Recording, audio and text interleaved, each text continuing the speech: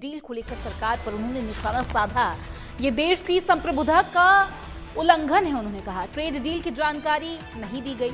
अमेरिकी किसानों के उत्पाद भारत में बेचे जाएंगे।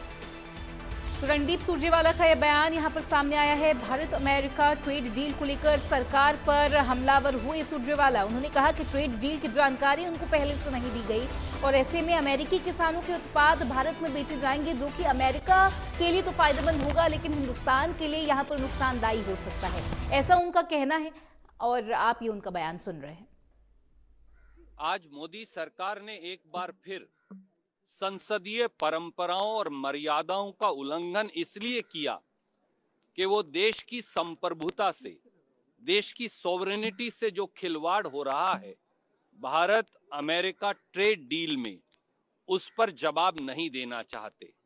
रवायत साफ है, हर बार जब मंत्री सदन में बयान देते हैं तो उनसे सवाल पूछा, क्लैरिफिकेशन की शक्ल में सवाल पूछे जाते हैं, पर लोकसभा में भी राज्यसभा में भी पीयूष गोयल जी आए, एक रटा रटाया कल की तरह पढ़ा एक जवाब पढ़ा, जिसकी हिंदी भी दुरुस्त नहीं है, मेरे साथी संजय सिंह बता रहे थे, और वो पढ़कर भाग गए। ये न संसदीय मर्यादाएं हैं, न वो सारे सवाल हैं जो देश जानना चाहता है, और इसलिए अनेकों सवाल लोगों के जहन में हैं। अमेरिका के जो यूएस ट्रेड रिप्रेजेंटेटिव हैं और वॉशिंगटन में व्हाइट हाउस की जो प्रेस सेक्रेटरी हैं, दोनों ने आज सुबह और कल रात को स्पष्ट बयान दिया कि इस पूरे द्विपक्षीय समझौते के स्पेसिफिक्स और डिटेल्स यूएस ट्रेड रिप्रेजेंटेटिव के पास हैं।